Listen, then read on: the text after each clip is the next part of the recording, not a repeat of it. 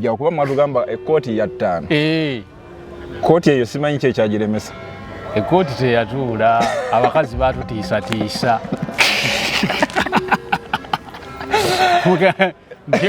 N'akayimba ko kyakajjukira. Soko bampeeremu kuba abasinga bayinza olowooza. Bwetereka engoye mu keesi ekyo kitegeeza ziba zifuuse za keesi. Oba bwentereka engoye mu kabada ekyo kitegeeza ziba zifuuse za kabada. Bwenjuwa amazzi mu pipa ekyo kitegeeza gaba gafuuse ga pipa. Bakonno kabuuzo. N'abakazi bwe mutyo mulinga keesi mwe tutereka abaana baffe. Munnange bw'omuzaala owannannyini tobulina omwana wa musajja olw'omusuula ku ttaka bwe pa bwe kuba kwogera asookera ku taata. Nane umalumanje.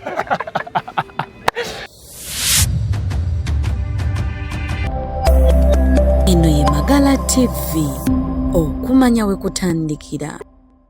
Zanyo gweno mulabi waffe owa Magala TV butelevu mbanyingidde mu programu yaffe oluwombo lw'endongo. Amanya nga bulijjo Simple Steven with a simple profile. Mwebale mwenna abatugoberera ku mikutu gyaffe egy'enjawulo YouTube, Facebook, Instagram, Magala TV mbatumiddeko nnyo mwenna. Olwaliro ndina omuyimbi omuzibu ennyo mu music industry Umalumwanje. Leero mukuleetedde tunyumye ku ndongo nga bakugambye nti oluwombo lw'endongo. Oba oyinza kivunula otyo ekyo nga omanya oluwombo nno teruliibwaliibwa. Kitegeeza kyetugenda onyumyako kyanjawulo mu music olwaleero. Omukulu wanjisewo soko obuuze ku balabi baffe ab'Amagala TV. Abalabi ba Magala TV mugamba mutya amanya bamutamu Umalumwanje ow'ekyejo oli owammwe nabbi mpa akafo kanyenyenga akadde omwana musajja TV y'omuddiiro bondekawo mpedde ebyo. Lwaki weyita wa kyejo? Nina ekyejo ewaffe zera Stiboni. Nti Magala TV okumanya we kutandikira twogerako ebyo batumanyi nosobola okubiyiga mu program oluwombo lw'endongo tunyumya ku ndongo totale. Era tukwetera abayimbi ab'enjawulo naye abo abayimba ebirimu ensa nga byanjawulo ku byabalala ne tunyumya ku music waabwe. Umalumwanje wanjisewo obuuze mu music industry nze sikyakulaba mbwe mutandaba naye nange mba noonyambalaba. Music wagiza mu curtain okubira amabega eyo kiki? Nkubira ddala nti Christmas zonna twazikola. Valentine ndi Nansana omuyimbi nno okugamba ne bandi yeti Valentine ndi Nansana tukiyita kyakusaaga. Kitegeeza endongo abayimbi batya nawo ebeerawo eri. Nga bw'owulidde programu oluwombo lw'endongo nze mu music wo ninamu ennyimba mu butuufu zempulya kaakati ningambwa naye omusajja ono yava ku kyokuyimba oluyimba luneno yateekamu magezi genkanawa. Byemu bye tugenda okuba nga tukulaga mu music industry mu luwombo lw'endongo mu programu yaffe eno abayimbi kugabe bangi tujja baleeta gwe tutaleetera ojja kumanya oyo mu music industry talina kyeyagattako oba kyeyayimba tekirina nnyo kigatta ku Bannayuganda. Goloza kayimba kyako kenyinza okwogerako olwaleero mu music wo kogamba nti mubutuufu kano kamba adi time ate nakaleeta Bannayuganda ne basiima akayimba kandabe omwana waani n'akayimba TV yo mu kisenge. Ennyimba ezo zeewunyisa nnyo Bannayuganda nga nziyimbye ate tebalowooza nti nsobola okubiyimba ebyo bwe bityo kubanga baali bammanyiridde ate mu sitayiro ndalamu. Oli musajja mugezi nnyo. Wankopye bukopi ate nga gwe wabiyimba. Olwalino tugenda tutunulira oluyimba omwana waani mu luwombo lw'endongo. Wava ku kyokuyimba ebintu ebyo kubanga oluyimba olwo lwateekawo ensasage paka kati. Kakati oluyimba omwana waani twalina ekintu oluyimba olwo twaluyiyanze Pastor Yiga, Jackie Babirye, Freddy the writer. Muddiira awo nga tutudde mu ndongo naye nga twasooka kubaganya birowoozo ne tugamba lwaki omukyala agamba omwana wange ate n'omusajja agamba omwana wange. ekituufu omwana abawaani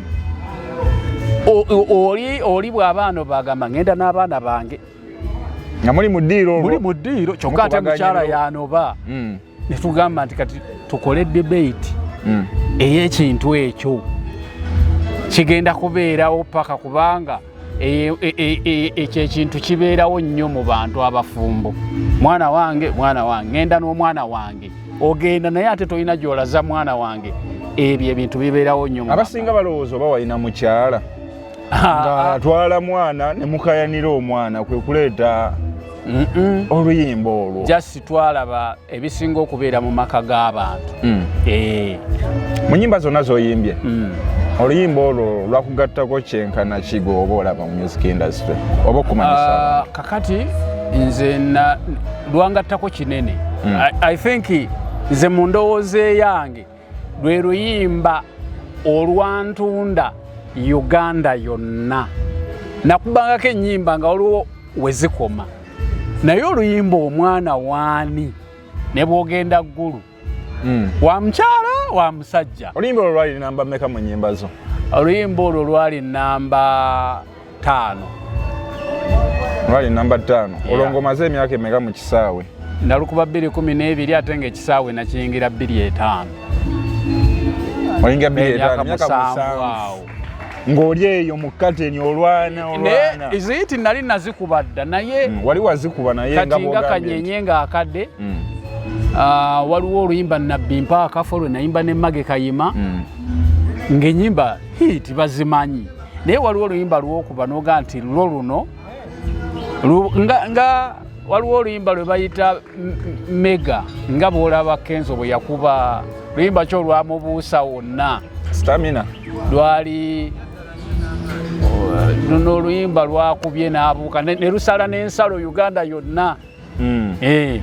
Kati naawe kyekino akadde oluyimba akadde lwandeeta abantu ne balumanya, nenkuba Nabbi Mpa Akafo abantu ne balumanya, nenkuba omwana waani. Noma oluyimba olwateekawo nnyo enjawukana mu maka obudde obwo? Mwana wange mwana wooli kituufu omwana waani, era ne bw'oba oluyimba mu shows babeera mu kuwakana. Omwami newabaze n'omukyala mwawanyisiganya ebirowoozo mu ddiiro? Mwalimu abayimbi? Mwalimu nze mu baawandiika nze, Pastor Yiga, Fred the Writer n'omukyala gwe nayimba naye bamuyita Jackie Babiri. Oyo gwe mba njagala okumanya omukyala oyo yaddawo?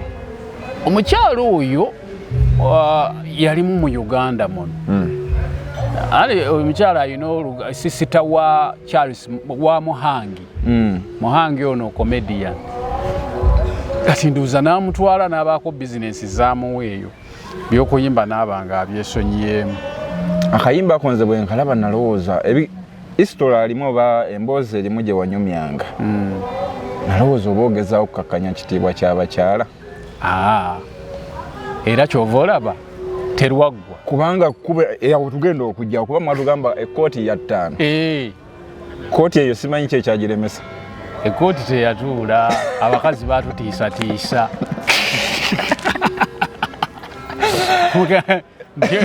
N'akayimba ko kyakajjukira? Sooka obampeeremu kuba abasinga bayinza olowooza. Bw'etereka engoye mu keesi ekyo okitegeeza ziba zifuuse za keesi, oba bw'entereka engoye mu kabada ekyo okitegeeza ziba zifuuse za kabada. Bw'enjuwa amazzi mu pipa ekyo okitegeeza gaba gafuuse ga pipa. Bakonno kabuuzo. N'abakazi bwe mutyo mulinga keesi mwe tutereka abaana baffe. Munnange bw'omuzaala owa nannyini tobulina omwana wa musajja olw'omusuula ku ttaka bwe pa bwe kuba kwogera asookera ku taata. Nane umalumanje. Abakyatugobera ku Magala TV yeyo program gye mbagambye oluwombo lw'endongo. Oluyimba oluwulidde omusajja akususulidde oluyimba lwabaawa era balina kigendererwa ki? Naye ekyembye ekkooti.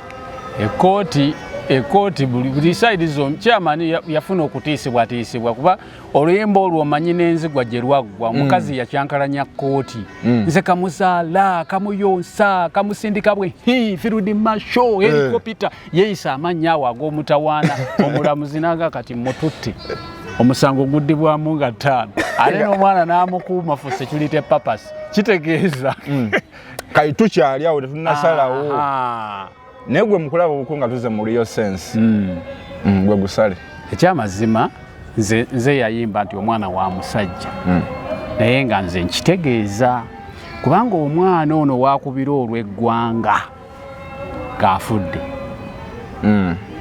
era gwe bakugamba bw'aba muwala bamugatwala omufu ewaabwe naawe oba bakugamba nti jangu ono n'omwana wo yafudde omwana aziikwa mu kika ekya taata so si ekyani ekyamaama awo kyekikuba olw'eggwanga kyokka okutegeera omwana waani ndowooza abakyala mutegedde omwana waani omwana abeera wa mukyala akayimba okawulidde leero mu luwombo lw'endongo ketubadde twagala okwogera ku nnyimba zonna umaru mwanje zo zoyimba twasazeewo nasunsudde ennyimba ezo zonna netulaba nga mu music wo zoyimba nga tulaba oluyimba olwo lwalimu obwongo bungi nnyo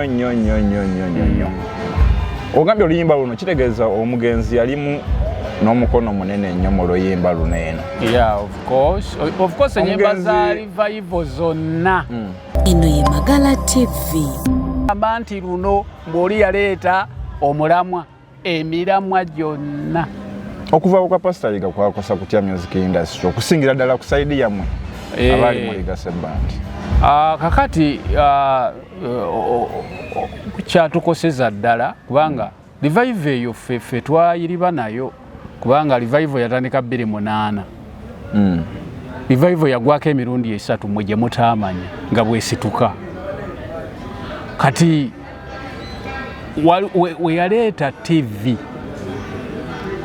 revival yali emaze okuvaawo naye yali ampise tuddemu tugigattegatte era twagenda ogizaawo nga bw'omanyi ekyagenda ne bw'okizaawo kiba tekiragaya twagenda okwekuŋŋanya awo ne twegatta tuddemu tukole era ne bitatambula bulungi kubanga twali tumaze ossaasaana so kati awo n'akivaako naye era bwe yafiira nga ataddewo revival eringa ento ekyaliwo tekyaliwo mweyawulayawulamu revival yeyawulamu ng'akyali nawo kubanga bwe yagezaako n'aŋŋamba mwanje eddamu okuŋŋanye banno tukole waliwo be nayita abamu ne batajja kati ndugga yadda mbibuuza baani bena naaba nga tasobola kudda ne Mage Kayima kubanga enva ya Mage Kayima mu revival ate yalimu obukubagano bwali bungi Okay, mulabi waffe nga bwe tukusinkanye yandyagadde okumanyawa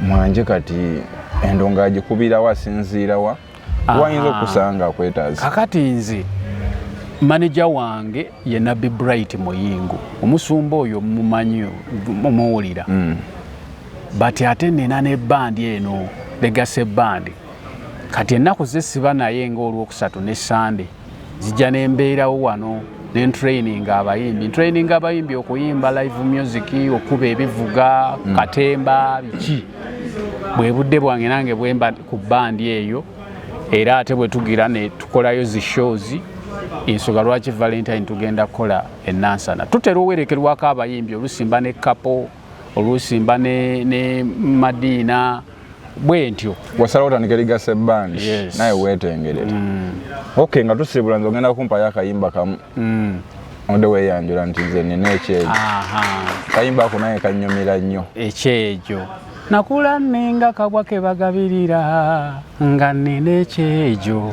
ebyokubonaabona binka byanze ze ndi muggala ndasembayo mu maama era nakula ŋŋaana nga bujja okundera ntemawo mulanga nze nina ekyejo sinaabaganyogoga amazzi ge naabagokya olwekyejo wali otukolera kwani ekyo it's my true story songo naye olozani nagwe kyogamba olina ekyejo mama abana ngalabye mukwano taliiwo naye yakufuna buzibu ki si lwakuba nti siina maanyi naye nkyetegereza mpola linda mukulu muno bye bakola olinda mukulu muno wawane nansana aliwa ono era naye akyetegereza paka ddi olina okukwata empola abantu bajja ne bavuga sipiidi nze nina mukulu wange yayanjula mu wiiki emu n'akola n'embaga wiiki ey'okubiri ne banoba ne baawukana ataddemu bukadde na bukadde n'okwetegereza kyetaagisa kyolowooza omuntu akutegeera nti esisitemu gy'olimu ya ndongo waliwo abakazi abajja ne bakukyusa tayimingi byonna katoya nga oli pulizenta n'akujja ku bino byonna by'oli naye n'ayagala akudrivinga ebibye alina okujja nga gwakutegedde umalo ensonga eyo tojagiddawo kubalako oliko akabuuza abalabi bafe Amagala TV programu yaffe bwetyo bwebadde oluwombo olw'endongo nange Simple Steven with a simple profile tujja kweyongeza omuyimbi Umaru ow'ekyejo twongere okunyumyamu mu bingi oba oli awo anaaba afulumizaayo oluwombo olulala mubeere bulungi mweraba